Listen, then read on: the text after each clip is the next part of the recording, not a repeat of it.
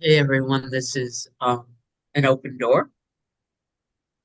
It is July 11th, 2025, and this is the time we put aside to work with the book Resurrection while channeling of the guides through Paul Selig. And Sandra and Amy will facilitate that. But before they begin, we have a clip Paul Selig reading back some channeling, and I'm going to play that now.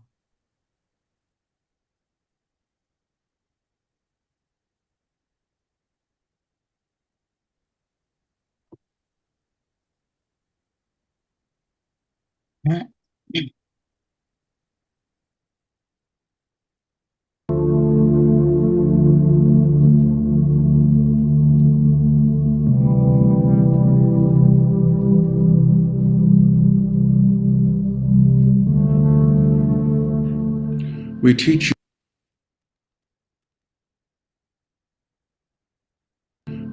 you in different ways. We teach you through language because you require language to comprehend the ideas through the intellect. But of course, the teaching that we offer is, and always has been, the vibration that accompanies the energy, and how it sings to you as an energetic being. How you move into a duet with the song that we sing in the recovery of your own true song. And recovery is the correct word. You are recovering more so than discovering.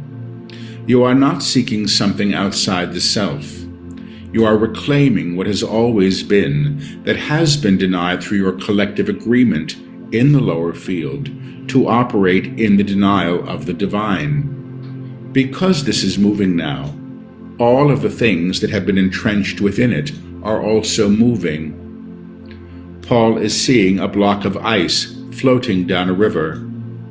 The ice flow has begun. The lake and the pond, the stream that was frozen over, is breaking, and those things carried by the river are gaining in speed. But what is held in those blocks of ice are the very things that you have kept from God or decided were not holy, could not be of God. And because the ice is melting, you will have to see. You will have to look at what you have frozen, what you have claimed the denial of the divine in. This is not comfortable, but it is a requirement. It is a requirement for the individual and for the collective. Well, the individual may understand why he or she operates in certain ways. This is why I shun that person, am afraid of that other one. This is why I want more than the one beside me, and why I hold what I have behind my back so that others cannot see. And the collective will have its own opportunity. This is where we relinquish authority to an individual, to a government, to a precipice that has been built on false ideals. A false ideal may be purported to be true, but then never enacted. You may believe that all men are created equal, but you certainly do not act as if that is true. You put one out in the cold, the one you don't want there, and you bring the one inside that you deem to be worthy company. And you all do this.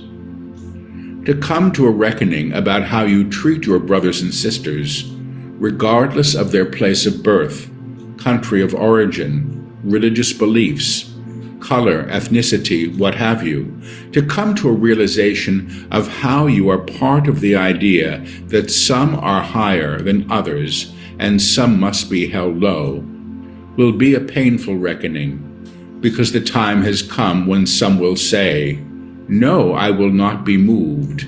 Some will say, "I will not be jailed." And some will say, "I have the right to be, simply the right to be." Your codification of what should be, how it should seem, and how you should appeal to what you don't like to get it to be your own way, will come under scrutiny as well, because so many of the things that you decide are based in a past legacy born in a kind of hypocrisy that you don't wish to acknowledge. What does that mean? He asks. Well, we gave you an example. All men are created equal, but they are not treated as thus. And generally, you do not do that. You operate with your preferences, your idea of tribalism or nationalism, or religious merit or lack of merit, depending on who you are. Because the times you are moving into are in some ways a thawing of what has been frozen and a seeing of what has been denied, you may prepare yourself for the lessons that come with this. If you begin to look at everything as an opportunity, what comes next is a healing, even if the healing itself is fraught with infection. Until you see the infection, you cannot treat it. Until you attend to the abscess, you cannot drain it. Until you see the cancer, you cannot claim it as healed.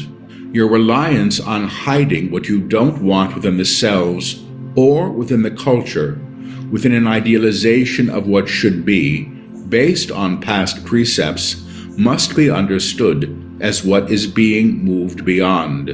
The challenge of this moment for Paul is that we are speaking quickly, and we are speaking quickly so that he cannot listen to us very clearly as this dictation continues. His own issues are present in ways he doesn't like, and these are being used for him as great opportunity and a deeper healing than he would suspect. When you cave in an understanding of how you have denied your own divine self, when you understand that you have chosen this as an opportunity to learn, but can now choose something other, the way is going to be cleared for you, made possible to move beyond the valley of pain or shame or disillusionment that you have known, that you have chosen to learn through. And because this is occurring now, we say to the man before you, and all of you as well, have good cheer. Know that this is so. Know that the trials of these times will lead you to benefit, higher awareness, and greater choice of being. What does this mean, he asks, greater choice of being? Greater choice of being means you have much choice in how you attend to what is before you. What a wonderful opportunity might be what you say in the face of an adverse situation, and not, look at what is happening to me again. Why can't I fix this? And if there is a God, why isn't it fixed the way I say? What a wonderful challenge, because it can bring so much growth, will claim you in a higher way. And indeed, this is your choice. How you attend to any circumstance, at any time, is born in the level of consciousness that you hold. But the habituated self, the one reared in the lower field, who knows herself through selfishness and fear, will actually abort the opportunity for the higher experience in favor of what she has always known. It is easier to complain than it is to act anew. It is easier to suffer than to decide, I don't have to. It is easier to say no than to say yes to an opportunity. In some ways, it seems that way.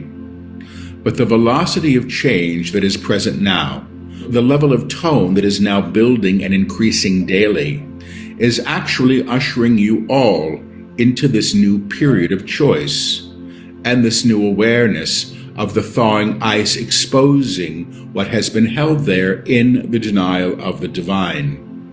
There is historical data that you will become privy to in the coming months and years, things you did not know that are being uncovered because it is becoming time to claim a heritage beyond the linear one that you have espoused. This is where we come from. This is what we've been. This is what we will always be. When we say your species is evolving, we simply mean altering, lifting to its next level of vibration. This does not mean that this has not happened prior. There are stages of evolution in a species, and a species may know itself in different ways while in embodiment, in different realities, simultaneous or concurrent, different ways of seeing in this vibrational level are the ones that accompany this. This is not the only reality that you inhabit, but it's the one you have agreed to learn through in this language, in this body, in this idea of home, time, and place that you reside in. You are far more than you think. Begin to say yes to what is before you. Begin to say, I am willing, to what is not yet known to be comprehended, and say, I am willing to comprehend. We sing your songs for you so that you may learn the words. And on this night we say these words to each of you. The time has come for all human beings to regard each other as sovereign and as holy, as of the same source, individuated specks of light that are completely of the whole, that cannot be separate from the whole. And when we speak to sovereignty, we speak to choice, and your right to choose how you learn, through joy or through fear, through rejoicing or through anger. You may choose your lessons in some ways, but you will always choose how you respond to them. We are grateful for your presence. You may all say these words after us as we speak them. I know who I am in truth. I know what I am in truth. I know how I serve in truth. I am free, I am free, I am free.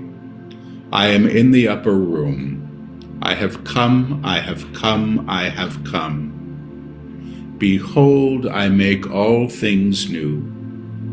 It will be so. God is, God is, God is. It is, it is, it is. It simply is. Thank you each for your presence. We will stop now.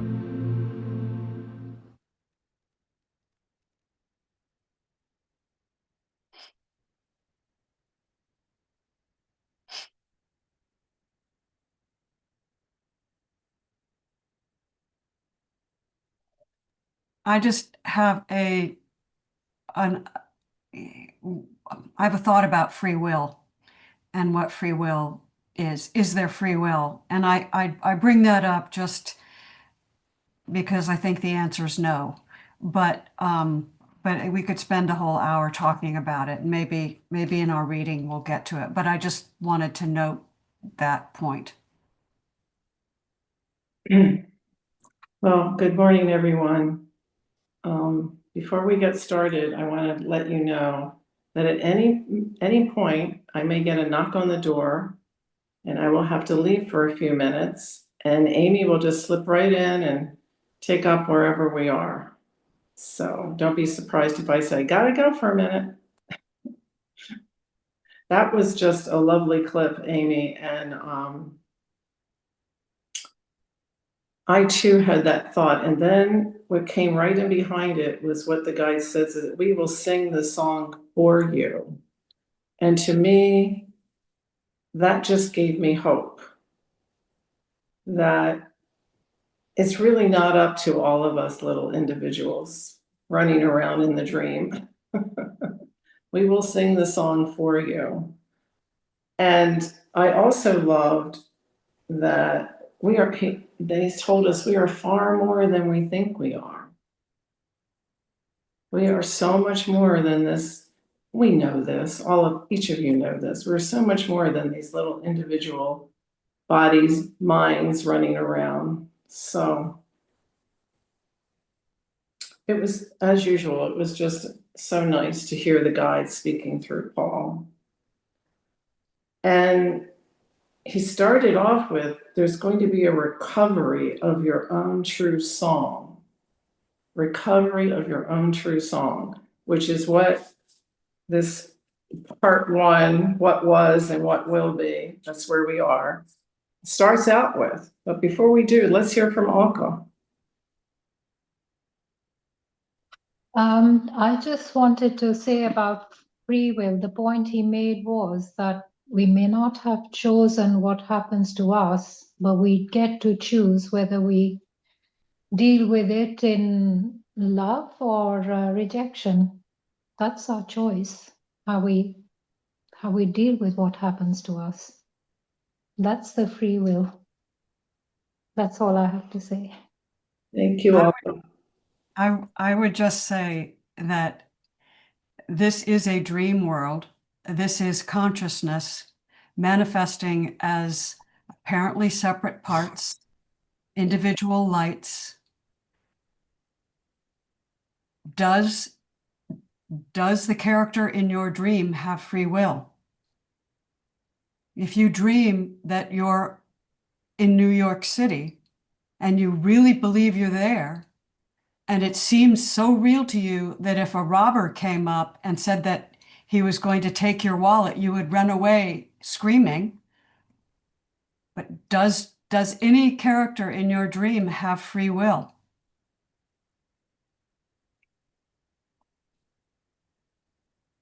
So I guess we have to make a decision right now.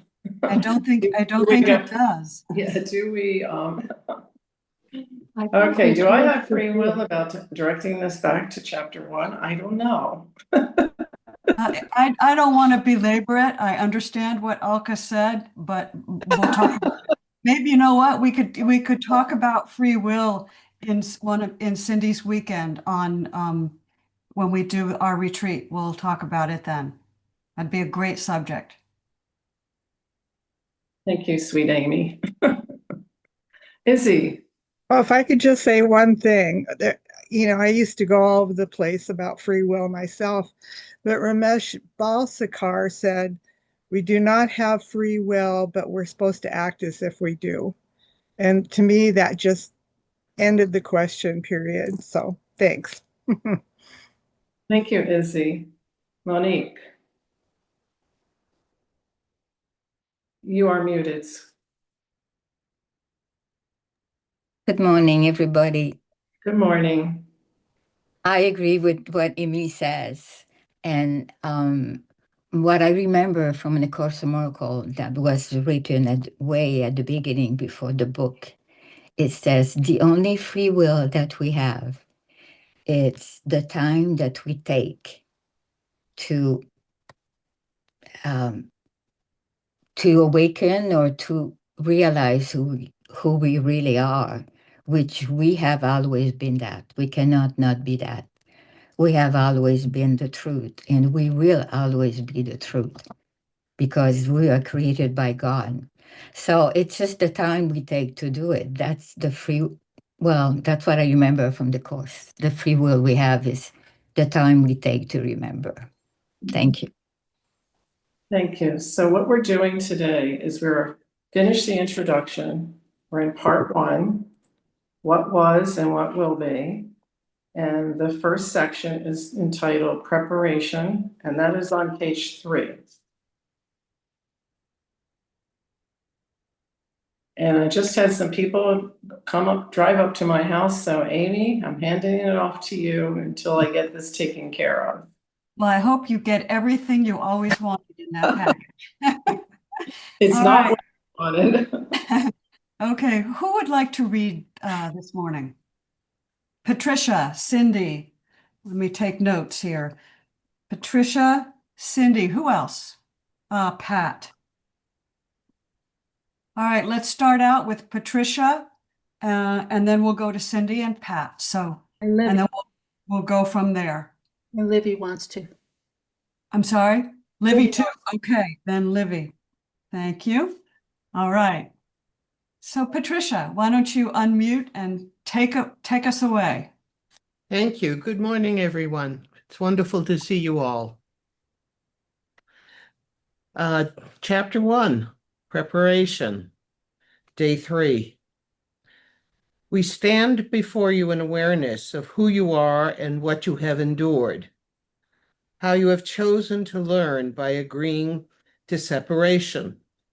It has been an agreement, yes, to know the self as separate from source, the one chosen by you collectively, acquiesce to through time and now seen anew because the prohibition to union has been ended.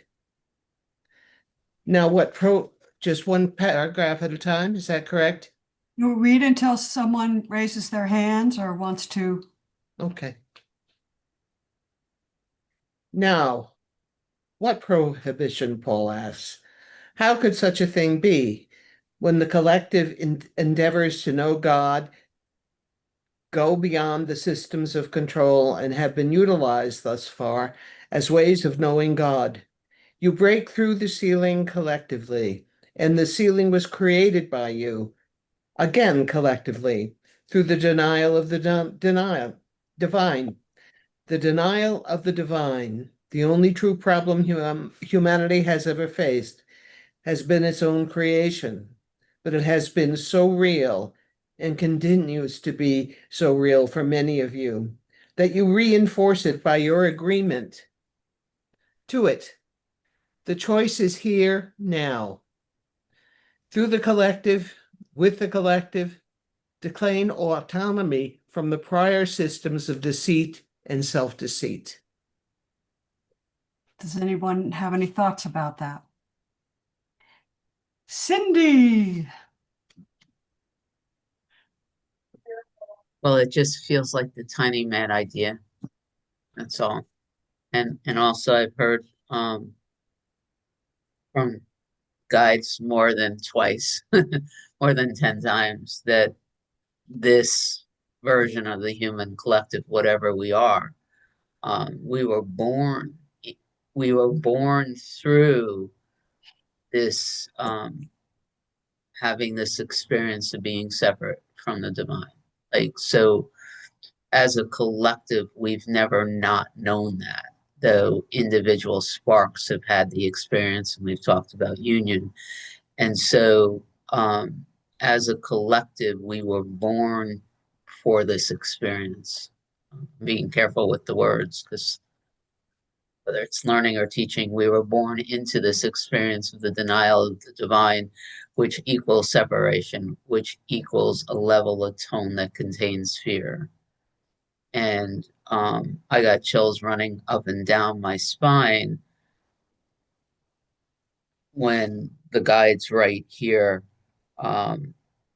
that the prohibition to union has been ended. So we were born into separation. And what they're stating in the very first paragraph of the very first section is that we are being born anew without that level of separation from the divine. And something is happening here right now as I say this aloud that says, I accept that. I agree to that. Free will or not, something in here is just rising up and saying yes. Yes. Lovely. Yes. If I could, so one of the things that stood out to me, and then Rana, it's been an agreement, yes, to know the self as separate from source. So is there anything separate from source? No, there's only source. So source has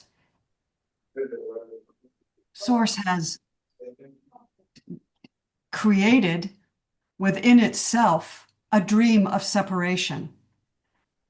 It's just a dream of separation, but nothing has ever not been source. It's always all source.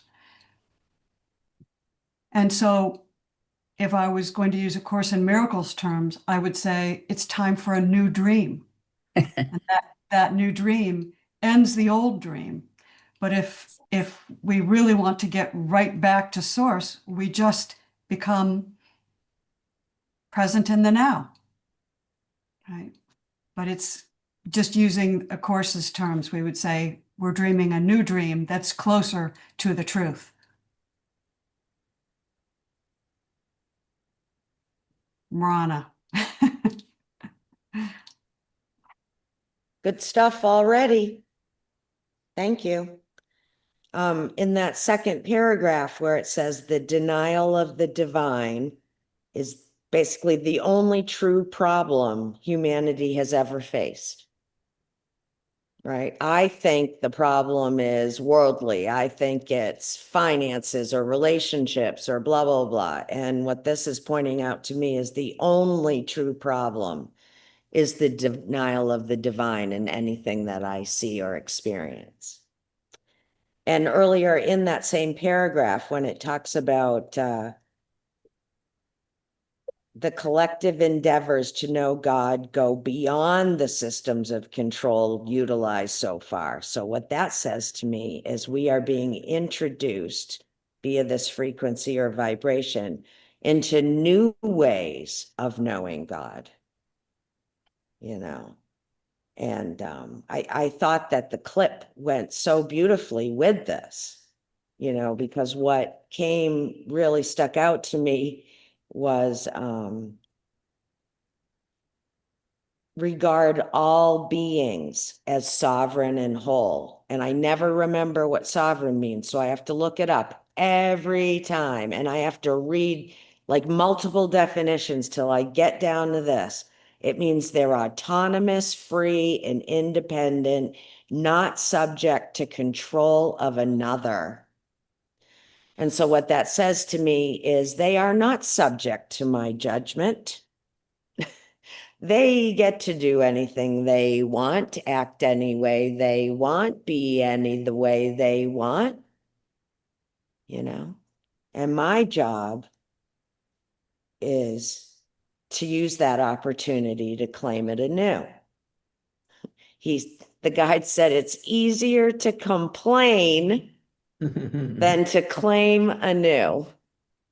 And I thought about my relationship with my mom, and I'm like, oh, the hatchet came flying across the room, you know? So yeah, new ways of knowing God. Am I willing to finally drop the idea that somehow my mother is separate from me? Because when I do that, I'm denying the divine in that area. It's just so clear this morning. So, thank you. Well, I see Amy went on mute. I guess that means she's handing off to me. That was beautiful, Rana. I'm glad I didn't miss that. Yeah. I saw another hand raised. Was it Patricia? Yes, it was. Thank you. And I lowered my hand because I was getting into thinking about it. What's the difference between choice and will? If I choose to leave this way of thinking so I can join the divine by being in the here and now, it's my will that chooses that. So anyway, just a thought. Boy, I struggled with that whole question that Amy raised at the beginning for a long time. And for me, I am just living in the not knowing about it.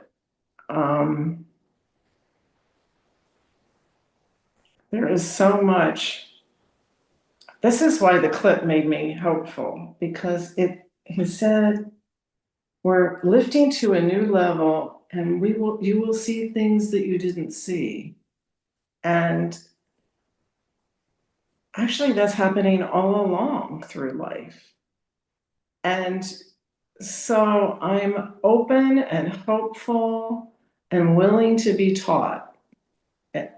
It's really hard, Rana, as you said, to let go of I know this, I know that. But there's a lot I do not know. And I'm getting real comfortable with that. But one thing that is so coherent to me, earlier in the week, Rana led us in a discussion of A Course in Miracles called The Answer to All Questions. And as I was reading these opening two paragraphs and listening to the clip, I kept remembering what we were told through the Course in Miracles. And so I went back and I looked at it, and it says, starts out with, you are a child of God, a priceless part of the kingdom. Nothing else exists and only this is real. You have chosen a sleep in which you had bad dreams, but the sleep is not real, and God calls you to awake. There will be nothing left of your dreams when you hear him because you will be awake. And that's exactly what this is saying, that we're coming to a new time. There is any time. And the denial of the problem is denial of the divine is the only problem and the only answer to all the questions.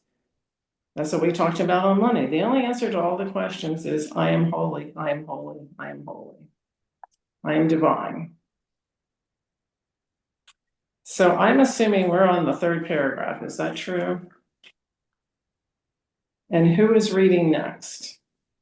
I'm reading next, and we're on page 4, the first full paragraph. Amy's Sandra, instructed.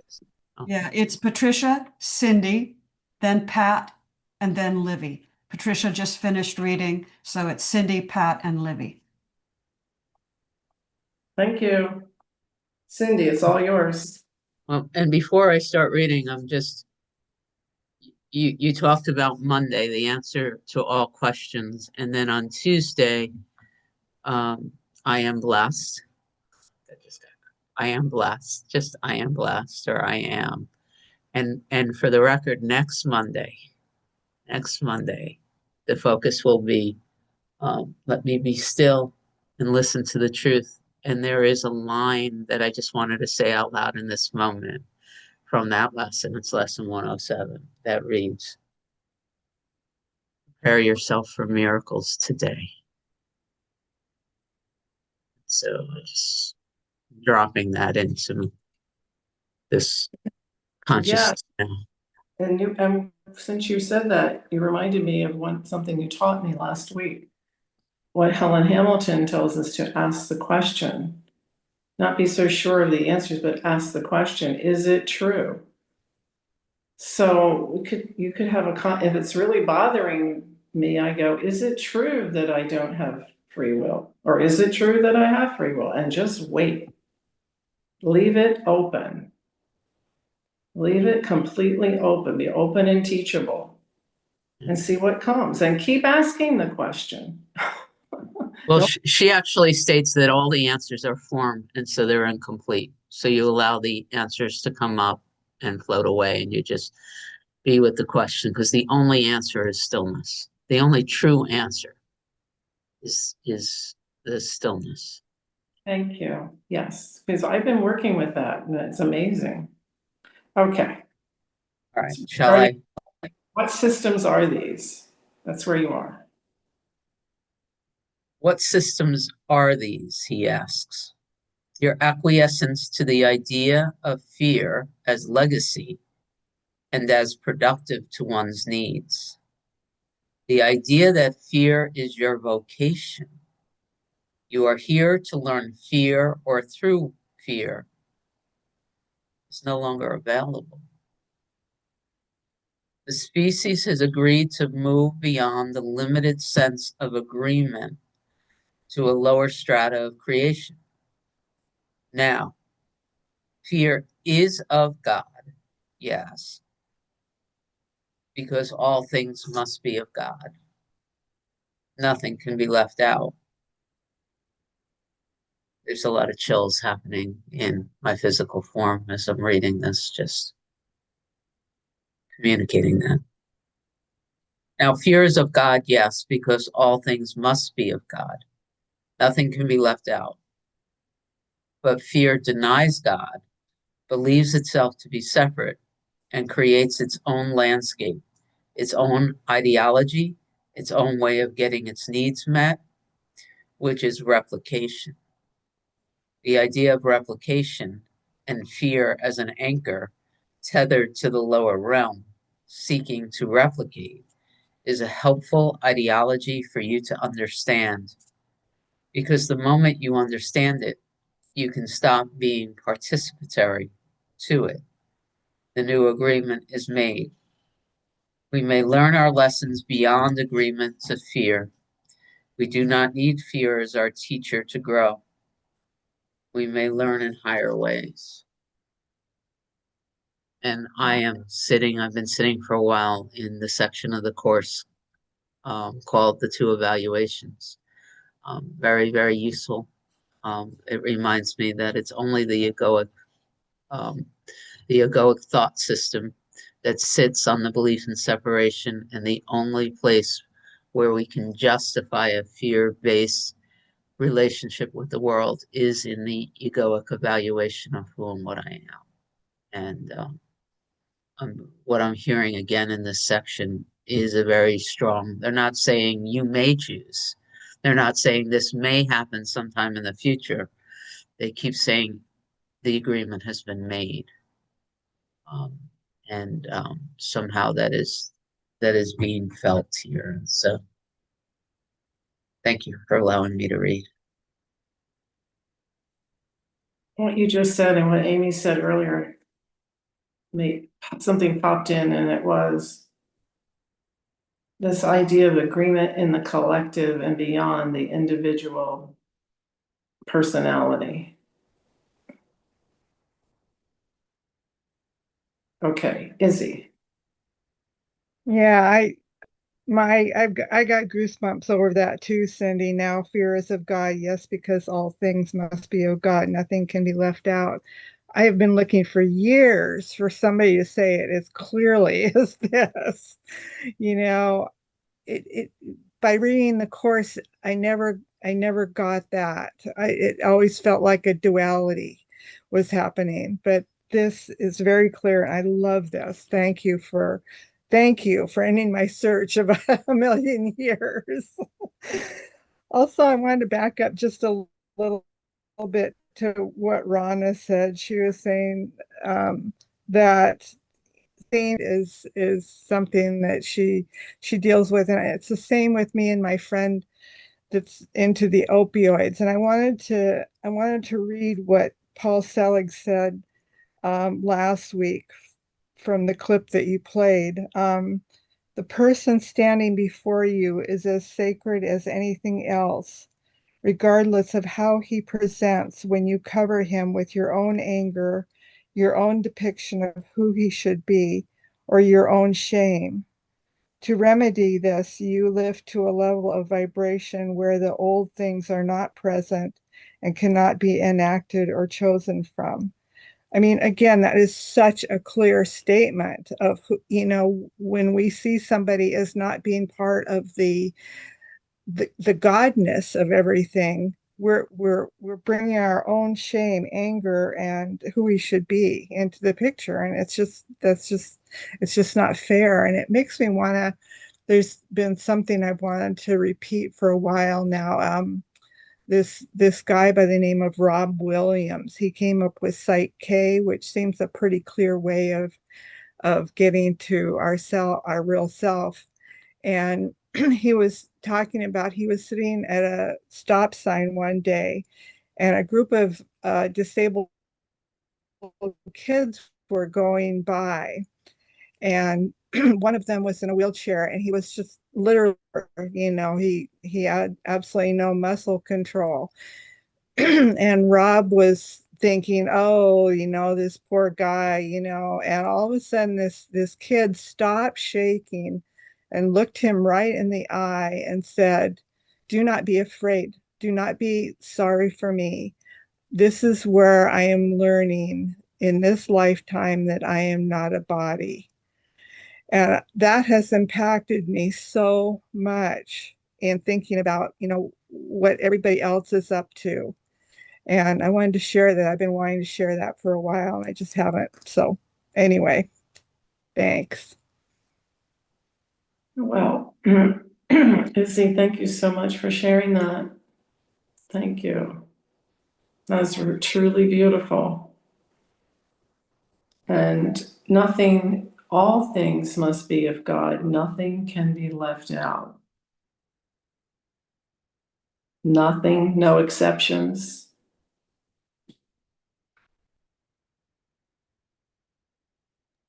Yeah, no matter what we're projecting on somebody, what they are is exactly what God intends them to be. For and them they don't and have for, any free will. Right, and for everyone else too, for exactly, everyone they encounter. right, Everything is for us, Indigo. Everything is for us. right. Everything, every emotion, and here they're telling us even fear. But they're also telling us that we're coming to a time where we can transcend that, and that does not have to be our blueprint for operating anymore. Right. And you know, when we name it, we tame it. You know, when we name it that fear is of God, then we tame it. It doesn't have its sting anymore. Exactly. Fear is not as fearful. Right. Right. Exactly. Because we're not owning it. We're not making it ours. We're not adopting it as if it's some sort of child of ours. Yeah. Yeah, and you and I just had a moment. I don't know what day it was, but we had a moment where we realized even what we perceived as loss was for us. So thank you for that. Sorry, my cat's sneezing in the background.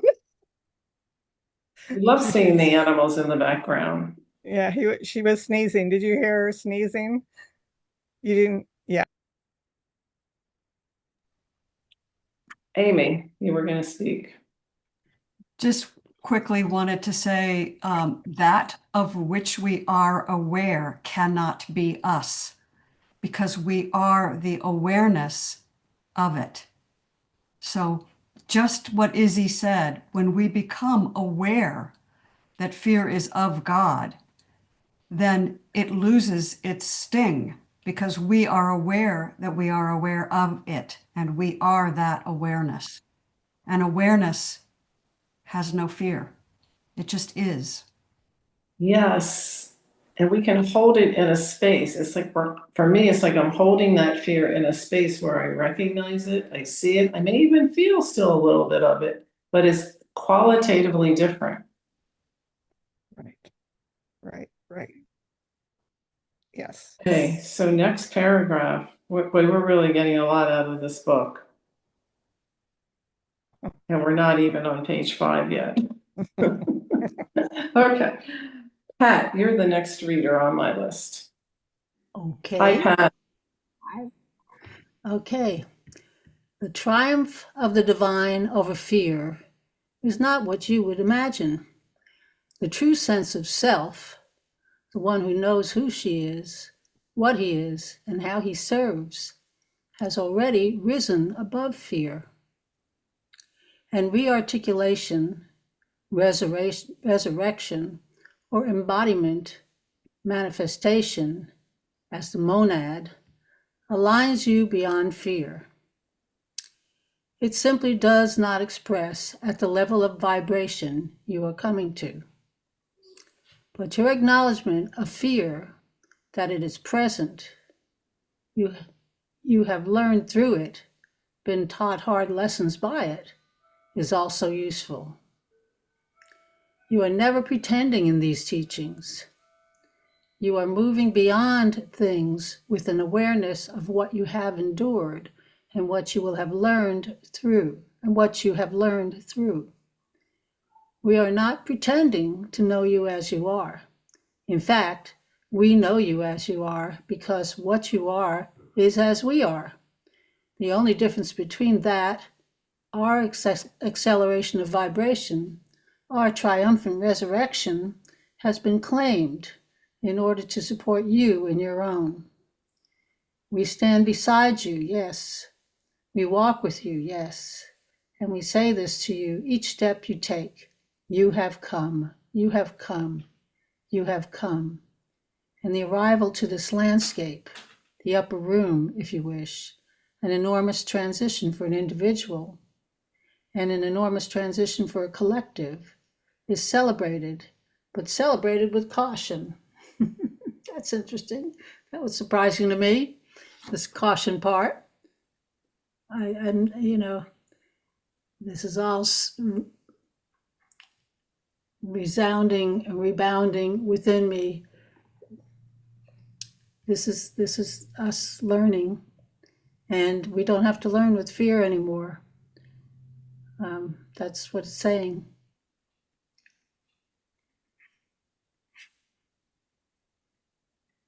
Anybody else have any reactions to this? Why don't you keep going then, Pat? Okay, what does that mean? He asks. With caution means we escort you beyond the desire for the small self to attend to these teachings and attempt to create from it. When the small self denies itself, trouble ensues. Indeed, ye all are as God. Read that again, Pat, because it's you read the wrong word and it's important. Okay, let me see. With caution means we escort you beyond the desire for the small self to attend to these teachings and attempt to create from it. When the small self deifies itself, trouble ensues. That was a different word. Yeah. Indeed, ye all are as God, but what this means is not understood by you. You are as of God because you cannot be separate from God. You can believe yourself to be, but to know yourself as of God must imply that everyone and everything is operating in the same fashion. The deification of the egoic structure. Give me what I want then, I want it, is the action of fear seeking to usurp a high teaching. The fallen religions, those that have passed from these planes, held truth, yes, but also claimed hierarchy. In any church that holds a hierarchy, that one's salvation become dependent on one teacher or one master is scaled in a lower frequency. While there are great teachers and teachers that operate as doorways to the divine, these teachers know themselves as doorways and do not hold edicts for their disciples. All are included because if all were not included, the doorways that they were would be shut. Wow. Something that jumped out at me right away was, and this is consistent through these teachings, is the guides don't say this is right or this is wrong. They say this is a lower frequency, this is a higher frequency. And I find that interesting as opposed to right, wrong, good, bad. That's true. It's a much more non-dualistic system. It's a range of the one. Yes. It's not this or that. That's Yes. very, very cool. Have any of you felt the deification of the egoic structure?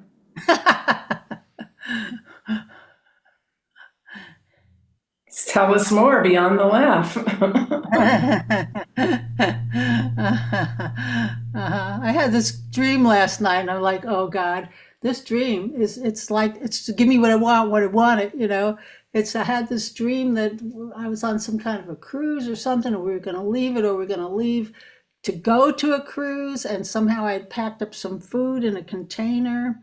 But then I was racing around trying to find some food for the trip, and then I bumped somebody and it fell on the floor, and I tried to clean it up. It was all good food, all the kind of stuff I like, and then I said to that other person, you clean it up. And then I went past a table where everybody was eating, and there's my sister-in-law saying, oh, this is delicious, and she's talking about all the kind of food I like. And I'm going, I could be sitting at that table, you know, but no, I'm racing around trying to find food when I have food and I drop food, and it's this is what this is. That's the ego saying, I don't have what I already have. Yeah. Yeah. Okay, Cindy. The first thing that came up when you asked that question was Amy talking about Francis saying that the ego always goes to take the fool always takes the final bow. So that was the first thing that came up with that question, but something that is much more intimate to my current experience. And I just got a little emotional, so I'm waiting for the right words. I'm watching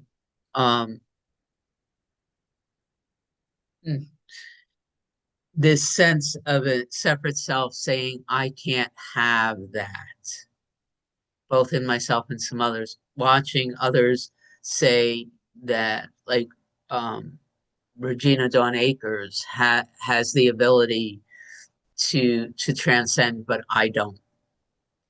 Or Rupert has something that I don't have, or Francis has the ability that I don't. Like, and I'm not, this has nothing to do with those figures right now. It has everything to do with the way this personality is interacting with all these other voices.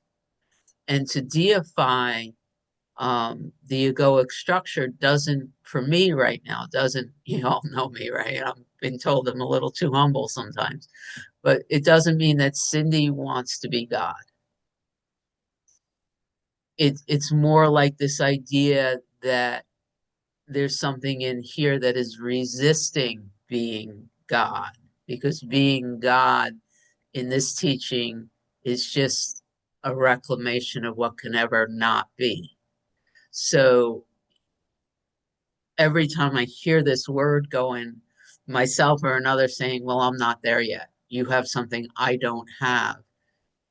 I'm starting to see how that feeds this egoic separate self. And it's just every time I hear myself wishing somebody was different, happier, more joyful, it's feeding this sense of deifying the human being, essentially. It doesn't, idolizing a structure instead of the formless. And so I hear a lot of my attention, a lot of the attention that's flowing through here right now is noticing all of it's so subtle too, all of the ways that it is occurring here. And then, and today has been a huge moment. I took an early morning walk this morning, and there's a garden walk this weekend, and supposedly you could get a map in the gazebo at Town Hall, which is really close. And it's 5:30 in the morning, and I walked up to the gazebo thinking I'm going to get a map. And instead, what I did was, first I saw the shoes, and then I saw the blanket, and I saw somebody sleeping on the bench in the town hall gazebo. And I just I backed away. I didn't want to wake him up.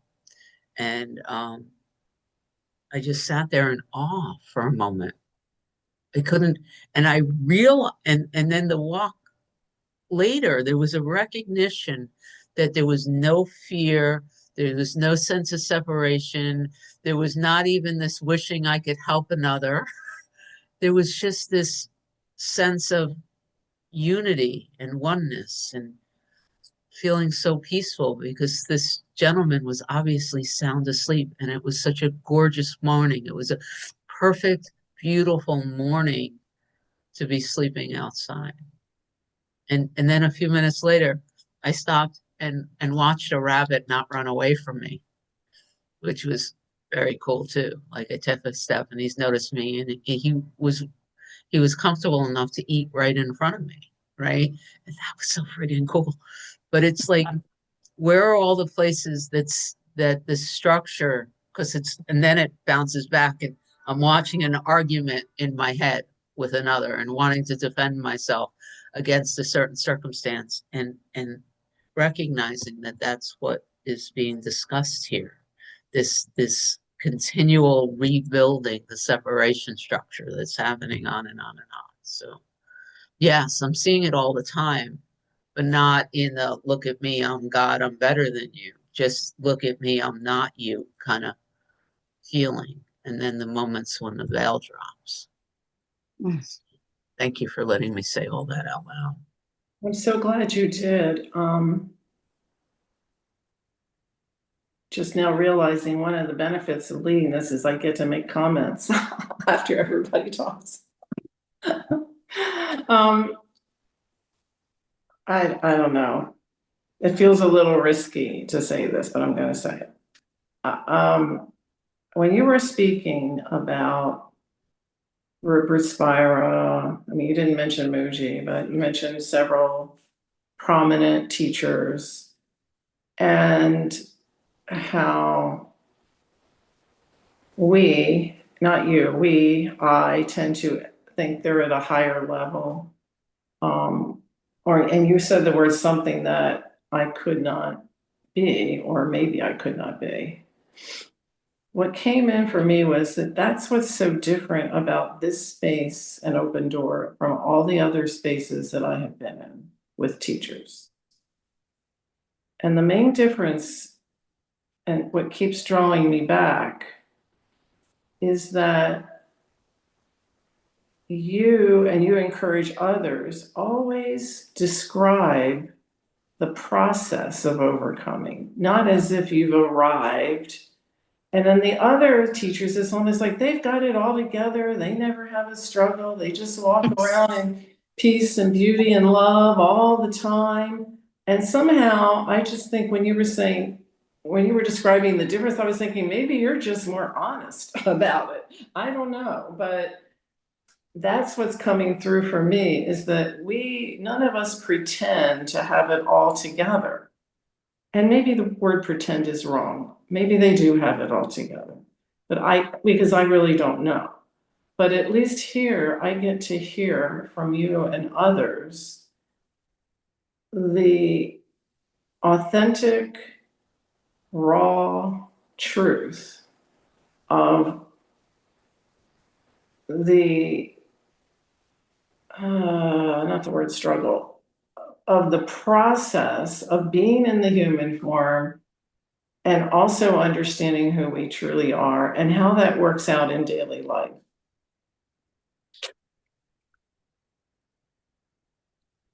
So I hope it wasn't taken the wrong way by anyone.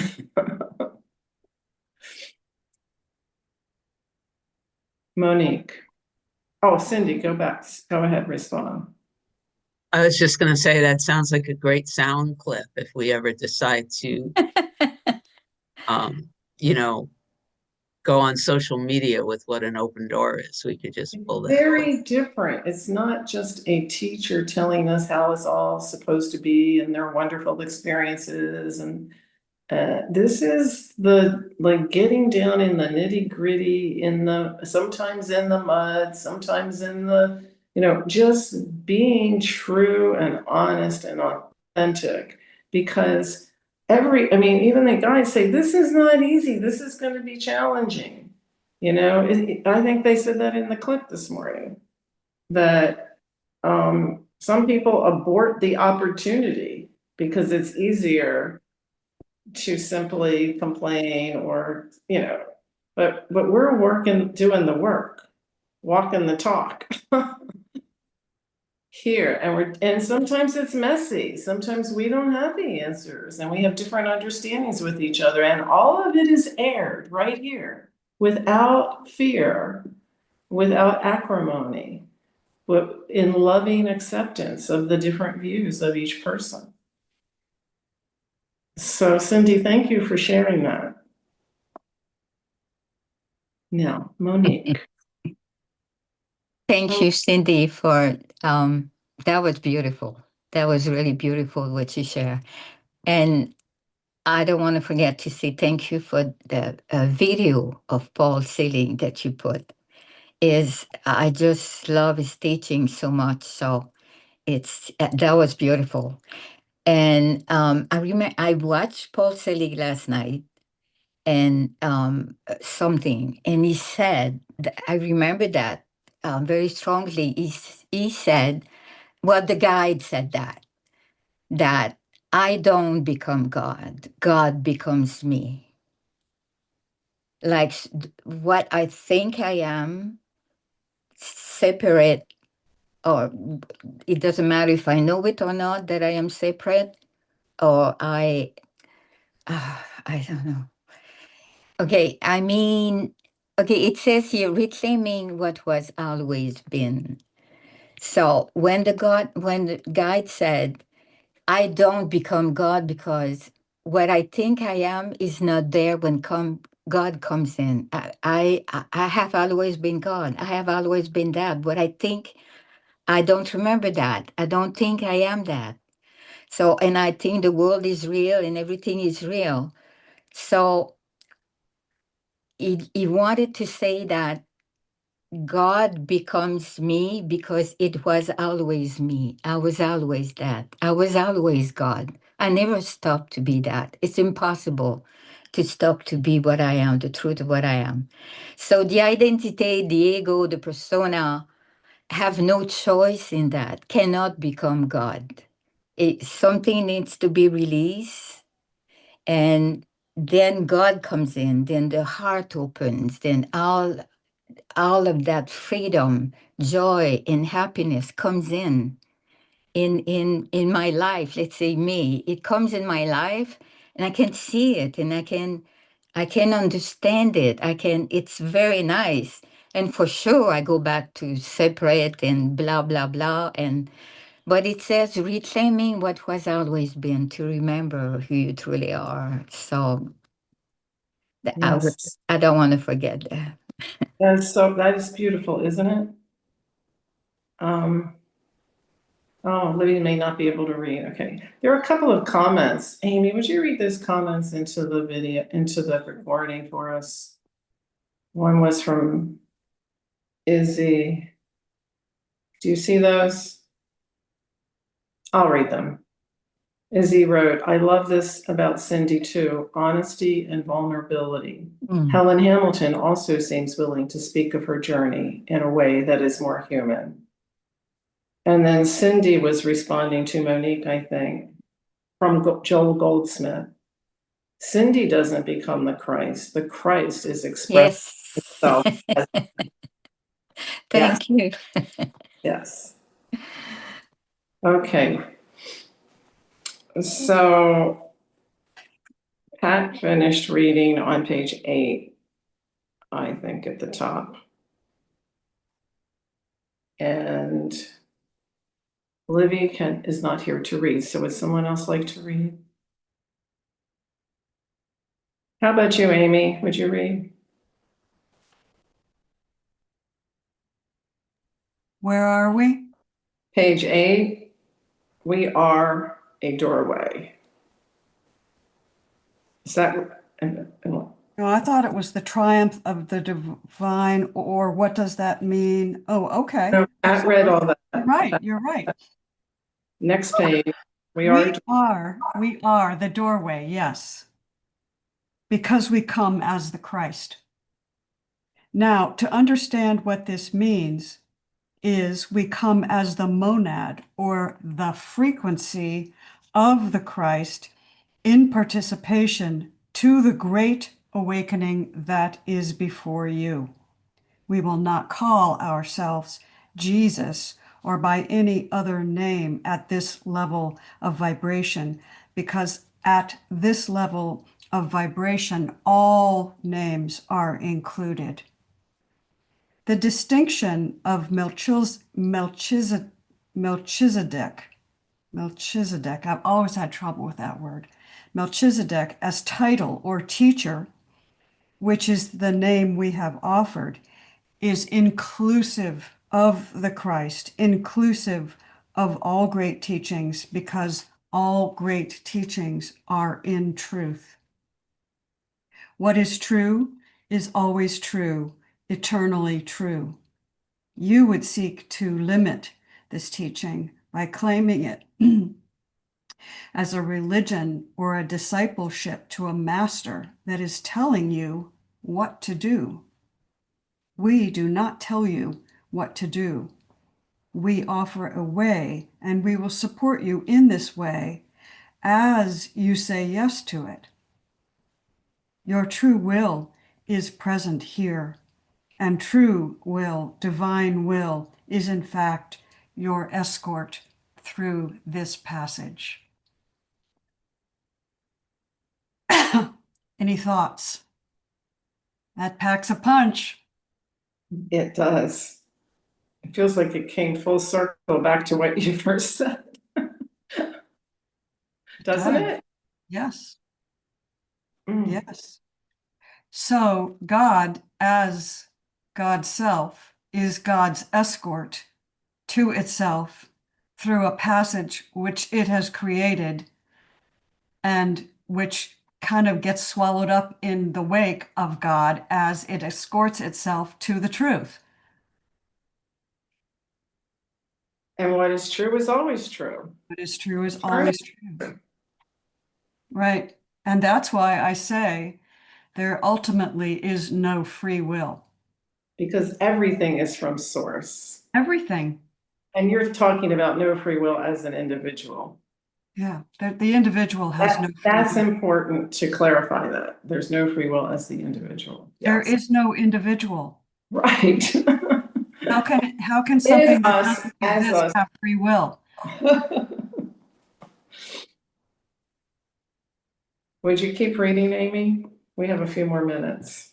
The passage you are undertaking individually and collectively is to a new level of consciousness that you have not known. Paul interrupts. We wish he wouldn't. The idea of a collective agreement to a high consciousness seems impossible to him.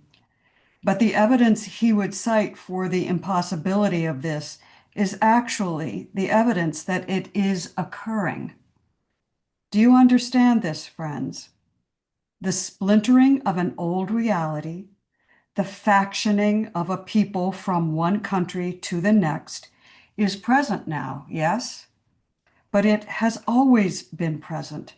It is just now being seen, and seen in a way that may heal, and seen so it may heal. Pretend the rose has no thorn, and you will be pricked. Acknowledge the thorn when the rose is pruned. Acknowledge the differences, the uniqueness in different people. All are here to learn in very different ways, and you must never be the arbiter of who learns what and what they should learn by your decision. Wow. That is the person in the wheelchair saying, Yeah. I am here to learn that I'm not a body. Cindy, I will. Thank you. I want to read a quote from Helen Hamilton, Dissolving the Ego, and then speak out loud something that I heard her say this morning that is working in me. And there are tears here, relative to all of this. In this book, Dissolving the Ego, she writes, the egoic sense of self, these separate beings, right, is simply an energetic mass of beliefs, conditioning, and habits of thought that have taken on a life of their own with the investment of our belief.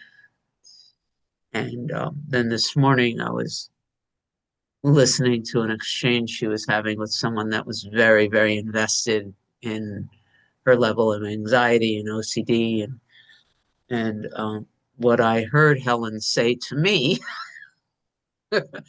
was, you understand that's just another thought, right? And whether the thought is, this is me. And then she went on, what I heard her saying, God, she probably didn't say any of this. She then went on to say, this thought that I have OCD or whatever, anxiety, is no different than the thought that's a chair, or that's a computer, or that's a table. Do you see that? And somehow I've been so informed by it. And she went on, I spent a lot of time with Helen this morning to say we're not annihilating the ego. We're not killing the ego because the ego doesn't exist. It's just this mass of beliefs and conditioning and habits of thought. And it is God, just like everything else. And how loving can we be in this moment to the thought, I am that, which is separate from you?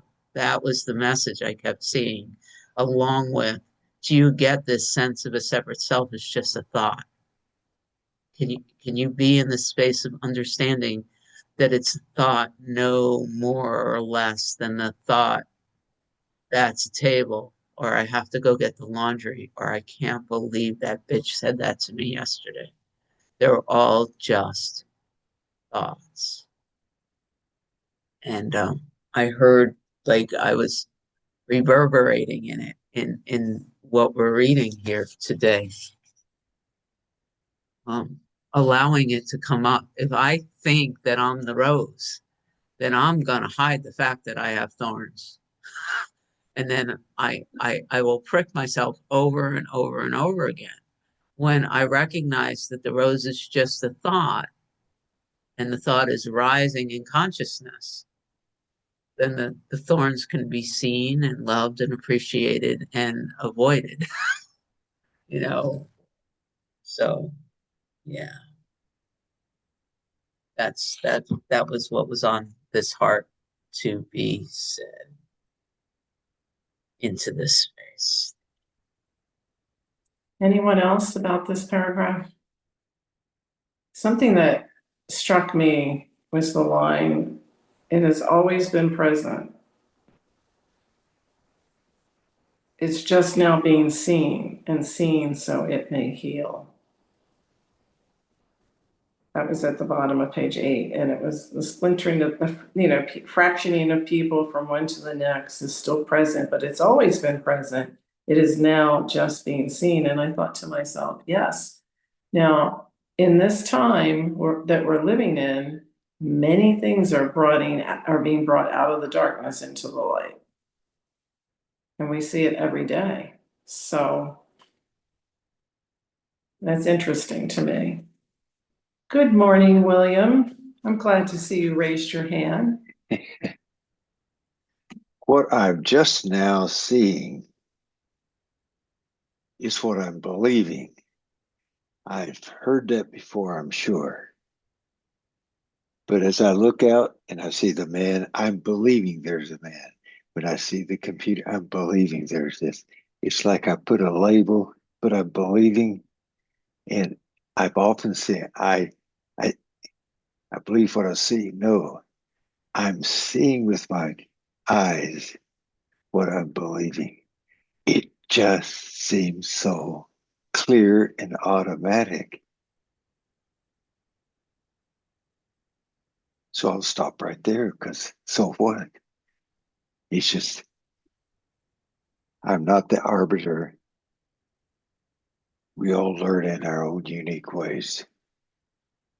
And bless my heart, I've learned to slow down, trust the stillness, the gentle awareness, and just be with it.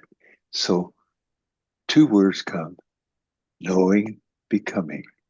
The process is the becoming, the knowing the truth. I'm not, and then a knowing. Somehow that whole process is just so, and then there I go again. I'm believing what I see. I see what I believe. So simple. Okay, so what I see in this scene, I'm just believing that there's this wonderful reclamation going on that has so many different shades and colors and vibrations. Thank you. Thank you, William. That's really a beautiful place to stop, I think. Don't know what time it is. Right on time. Thank you, everyone. Thank you, Amy.